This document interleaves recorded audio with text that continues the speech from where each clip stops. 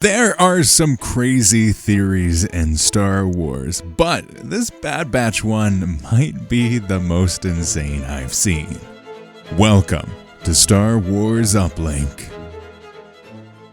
A big part of Bad Batch as a whole, especially in Season 3, has been justifying the one phrase in The Rise of Skywalker of somehow Palpatine returned. And I don't say that in a bad way. I think it's great to explore this further, and I think that specific line needs to be explored further in things outside of the movies, because as we're seeing, it is a very complicated topic, and it's something that has been in the works for decades. Palpatine's interest in cloning and cloning technology is something that goes all the way back before the Clone Wars began. And I think it's a really key piece. All the way through Legends, we see Palpatine diving deeper into this idea of cloning.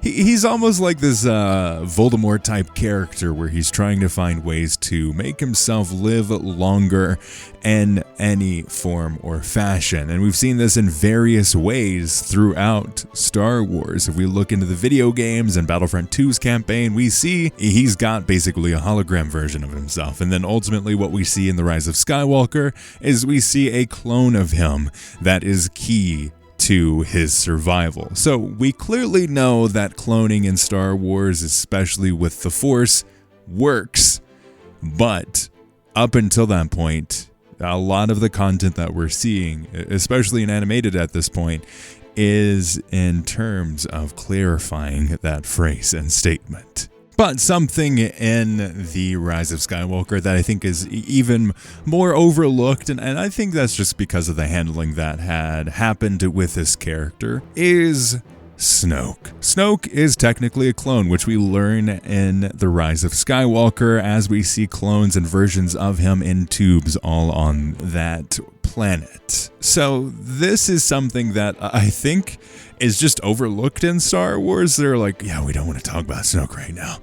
But this Bad Batch theory, when I saw it, I was actually caught off guard with this theory. But as I think about it more and more, as much as we need to see Palpatine and the cloning of Palpatine become successful over the course of both the animated stuff and then after in the Mandoverse time period, we also kind of need to see Snoke. And honestly, it would make more sense that he would attempt to do something outside of just cloning himself, because there are opportunities for failure that I think wouldn't be there if he did something different. So this is what I want to talk about today. The theory is that deep in the vaults on Mount Tantus, somewhere below, one of the things that they are experimenting on is a version of Snoke, an earlier version of Snoke, as they start to fine-tune and weave this web of stories around Snoke as a character, because theoretically in The Force Awakens, he is a known entity in the realm that he is in,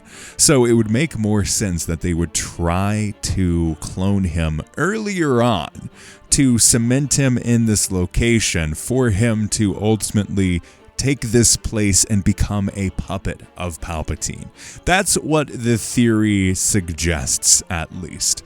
And I want to talk about this because while we see a part of the vault in the more recent episodes of the Bad Batch with the Force-sensitive, or at least M-count high children, we are also unaware of the deeper level that Dr. Hemlock showed Palpatine more specifically.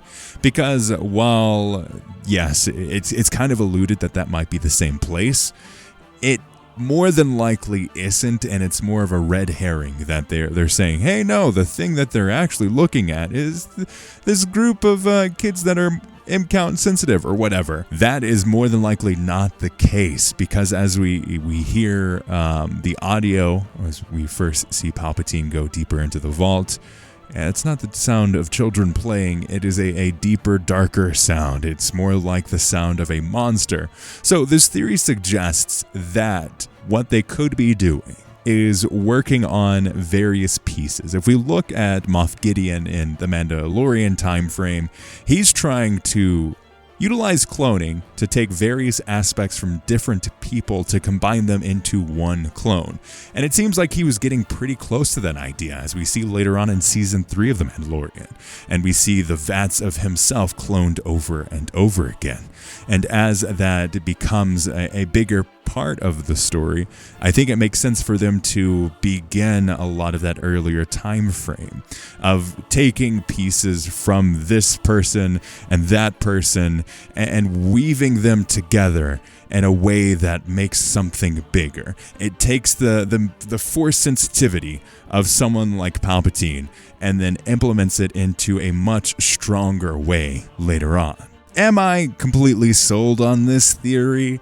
Not really. In the whole picture of things, would I think it'd be cool? Yes. I think it would be awesome to see this level of interconnectedness in Star Wars, especially in this realm of cloning, because we get these teases throughout this time period.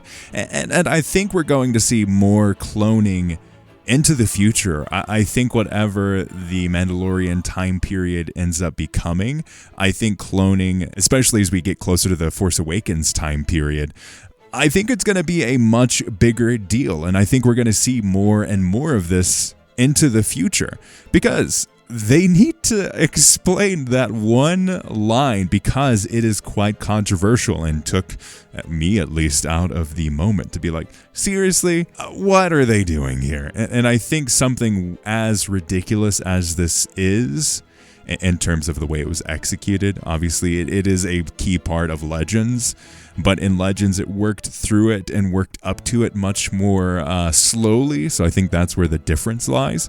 But I think there needs to be this bigger exploration into cloning in Star Wars and how it ends up becoming such a big deal for Palpatine and why Palpatine would be interested in it. And I hope that we get more answers in this animated realm, because animated is a really good medium for them to explore these deeper, darker, and more groundbreaking experiences without having to focus on them in the Mandalorian and Grogu movie. It can just be a piece that is ultimately fleshed out in something else, a different medium, something that more people will take into account than a book. Because while the Star Wars books are great and I enjoy a ton of them, the audience for those just isn't as widely viewed as an animated TV show or a video game or a live action TV show. But I do hope that as we get closer to this time period, as we get closer to The Force Awakens, we see these moments throughout the time period that make sense for those words to be said when they are said. But let me know your thoughts on this. Do you buy it as a theory? Is this something that you'd be interested in seeing? I mean, Snoke is pretty beat up already, so it makes sense that he'd be an earlier clone of Palpatine, and then Palpatine's like, actually, we could probably use this to our advantage. Let me know in the comments below. Check out our podcast, and as always, may the Force be with you.